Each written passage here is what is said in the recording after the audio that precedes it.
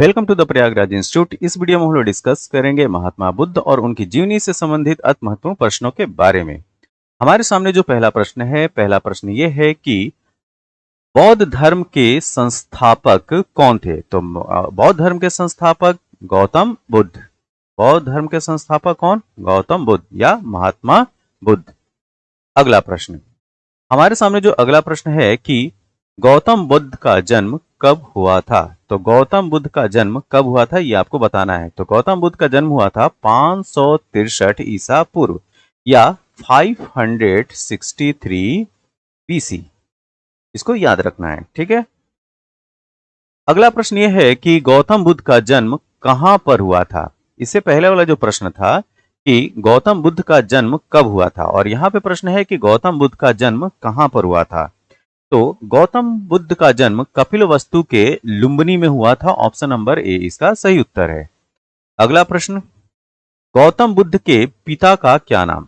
गौतम बुद्ध के पिता का नाम बताना है आपको, ठीक है। तो गौतम बुद्ध के पिता का नाम है शुद्धोधन। ऑप्शन नंबर सी इसका जो है वो सही उत्तर है। तो गौतम बुद्ध के पिता का नाम है शुद्धोधन। अब हम चलते हैं अगले प्रश्न पे। अगला प्रश्न, गौतम बुद्ध की माता का क्या नाम था? तो गौतम बुद्ध की माता का नाम था माया देवी। ऑप्शन नंबर बी इसका सही उत्तर है। तो गौतम बुद्ध की माता जी का नाम था माया देवी। अगला प्रश्न, अगला प्रश्न यह है कि गौतम बुद्ध की सौतेली माँ का क्या नाम था? तो गौतम बुद्ध की सौतेली माँ का नाम था प्रजापति गौतमी, और इन्होंने ही जो है महात्मा बुद्ध की पालन पोषण और देखरेख की थी, ठीक है। अगला प्रश्न, गौतम बुद्ध के बचपन का क्या नाम था? तो गौतम बुद्ध के बचपन का नाम बताना है। तो गौतम बुद्ध के बचपन का नाम था सिद्धार्थ। अगला प्रश्न, गौतम बुद्ध की पत्नी कौन थी? तो यहाँ पे जो है गौतम बुद्ध की पत्नी का नाम बताना है। तो गौतम बुद्ध की पत्नी का नाम था यशोधरा, ठीक है। Option number C. अगला प्रश्न, गौतम बुद्ध के पुत्र का क्या नाम था? तो गौतम बुद्ध के पुत्र का नाम था राहुल। Option number B. तो गौतम बुद्ध के पुत्र का क्या नाम? राहुल। अगला प्रश्न, अगला प्रश्न यह है कि गौतम बुद्ध ने 29 वर्ष की उम्र में गृह त्याग किया, जिसे बौद्ध धर्म में कहा गया है। तो बौद्ध धर्म में इसे महाभिनिष्क्रमण कहा गया है। क्या कहा गया है? महाभिनिष्क्रमण। Option number A. अगला प्रश्न, अगला प्रश्न यह है कि गौतम बुद्ध के प्रथम गुरु कौन थे? तो गौतम बुद्ध के प्रथम गुरु का नाम था अलार कलाम। अलार कलाम जो है गौतम बुद्ध के प्रथम गुरु। गौतम बुद्ध ने आलार कलाम के बाद किस गुरु से शिक्षा ग्रहण की थी? तो गौतम बुद्ध ने आलार कलाम के बाद जिस गुरु से शिक्षा ग्रहण की थी उनका नाम था रुद्र करामपुत्र। क्या? Rudra Karamputra. Option number D, इस नाम को याद रखना है, Rudra Karamputra. Option number D. तो गौतम बुद्ध ने आलार कलाम के बाद जिस गुरु से शिक्षा ग्रहण की थी उनका नाम था रुद्र करामपुत्र। अगला प्रश्न, अनात्मवाद।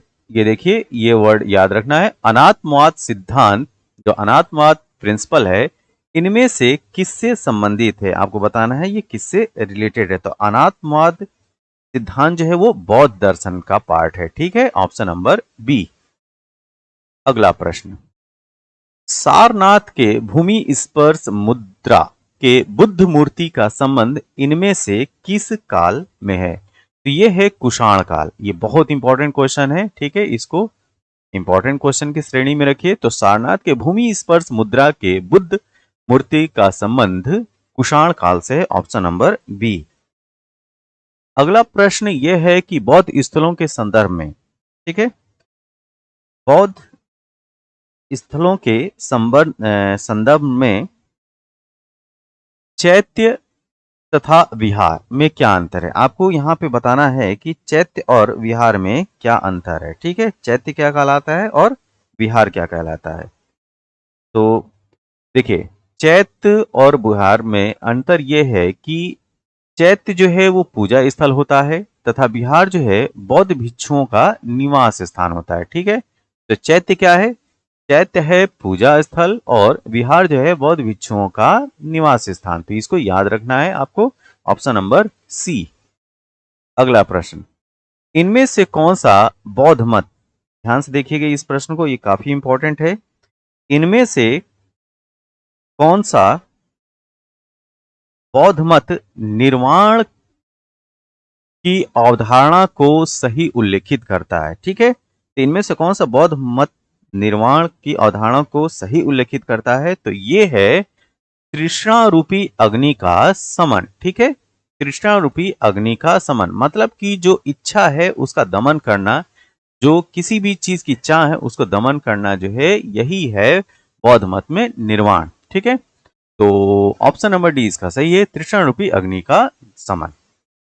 अगला प्रश्न, इनमें से किसने क्षणिकवाद का प्रतिपादन किया? आपको बताना है कि क्षणिकवाद सिद्धांत का प्रतिपादन इसमें से किसने किया?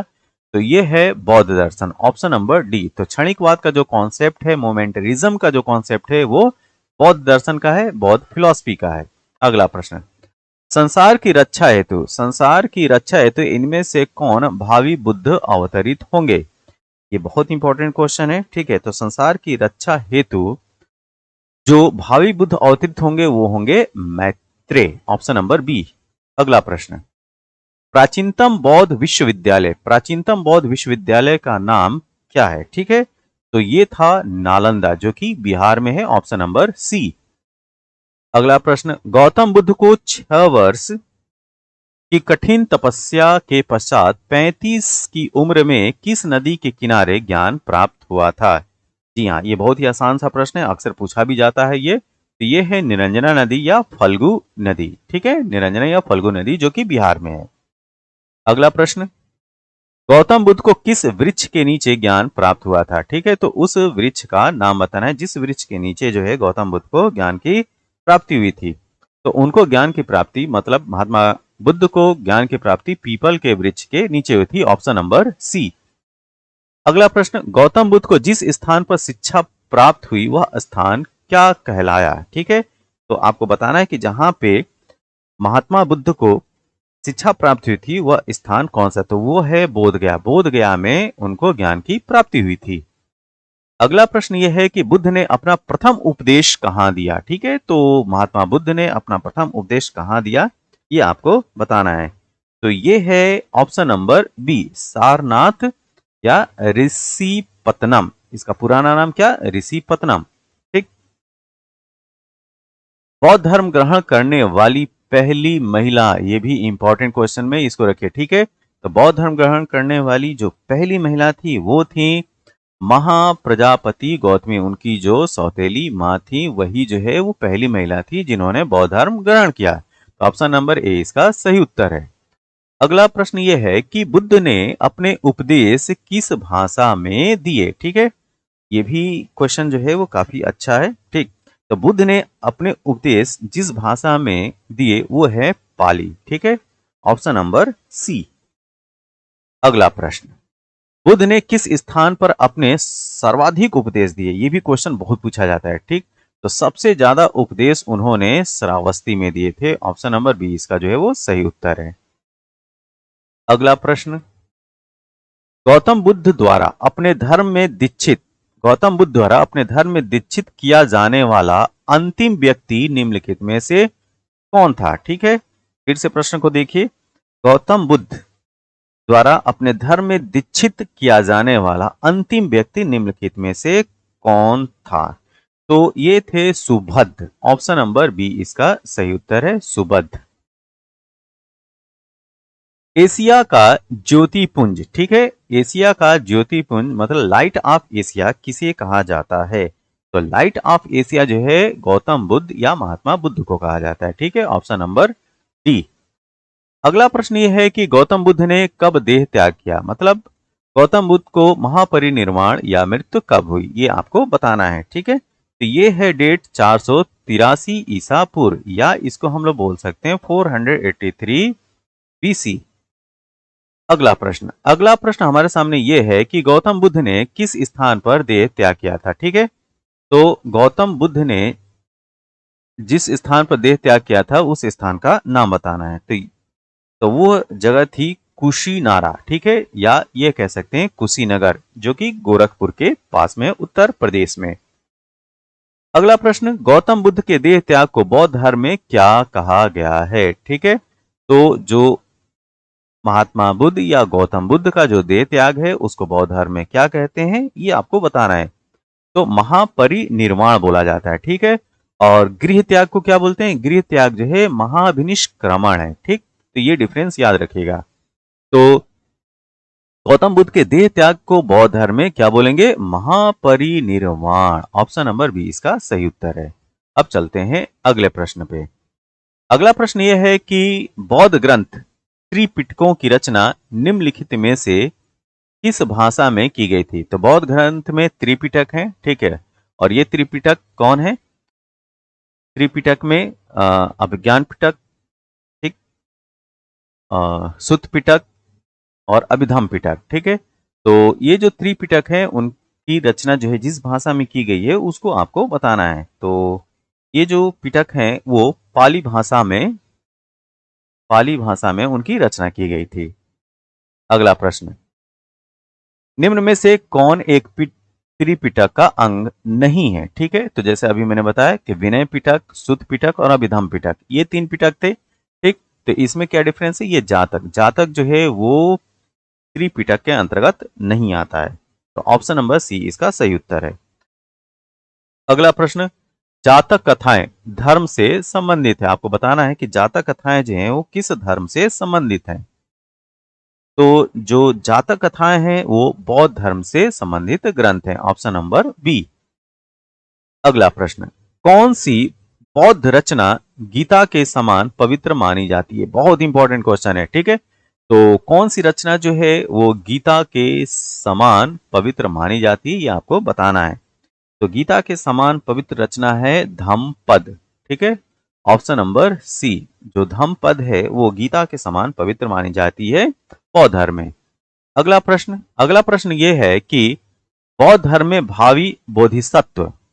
बौद्ध धर्म में भावी बोधिसत्व या भविष्य के बोधिसत्व किसे माना गया है? ठीक, तो ये है मैत्रेय, ठीक है, इनका नाम याद रखिएगा। मैत्रेय जो है वो भावी बोधिसत्व या भविष्य के बोधिसत्व हैं। अगला प्रश्न, गौतम बुद्ध द्वारा भिक्षुणी संघ की स्थापना कहाँ की गई थी? तो गौतम बुद्ध द्वारा भिक्षुणी संघ की स्थापना जो है वो ऑप्शन नंबर सी वैशाली में की गई थी, ठीक है। ये काफी इंपॉर्टेंट क्वेश्चन है। तो गौतम बुद्ध द्वारा भिक्षुणी संघ की स्थापना वैशाली में की गई। अगला प्रश्न यह है कि प्रथम बौद्ध संगीति हुई थी। आपको बताना है कि प्रथम बौद्ध संगीति कब हुई थी। तो जिस साल महात्मा बुद्ध को महापरिनिर्वाण की प्राप्ति हुई थी, या ये कहें कि जिस वर्ष उन्होंने देह त्याग किया था उसी वर्ष जो है वो प्रथम बौद्ध संगीति होती है। तो 483 ईसा पूर्व या 483 बीसी। Option number A. अगला प्रश्न, प्रथम बौद्ध संगीति कहाँ हुई थी? प्रश्न ये है कि उस जगह का नाम बताना है जहां पे प्रथम बौद्ध संगीति हुई थी। तो ये है राजगृह बिहार में, ठीक है। ऑप्शन नंबर सी।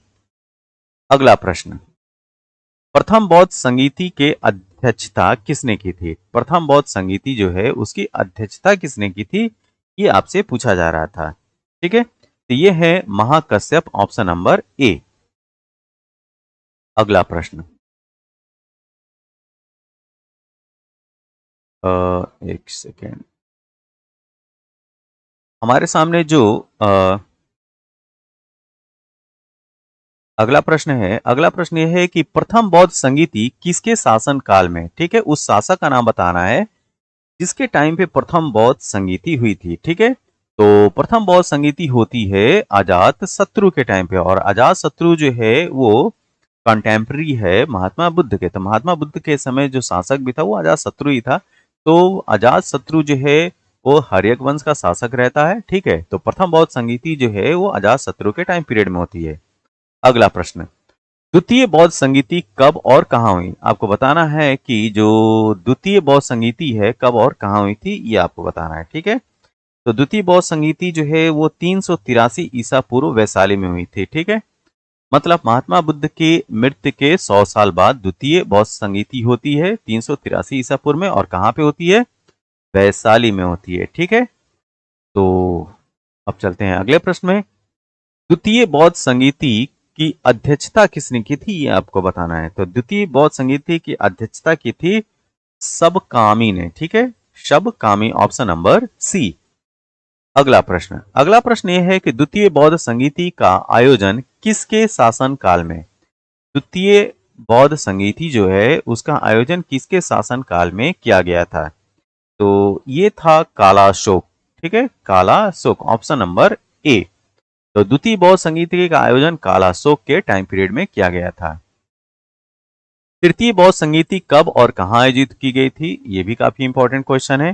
तो तृतीय बौद्ध संगीति जो है वो लगभग 255 ईसा पूर्व में 255 ईसा पूर्व में पाटलिपुत्र, जो कि आज का डेट का पटना है, वहां पे की गई थी, ठीक है। तो इसको याद रखना है।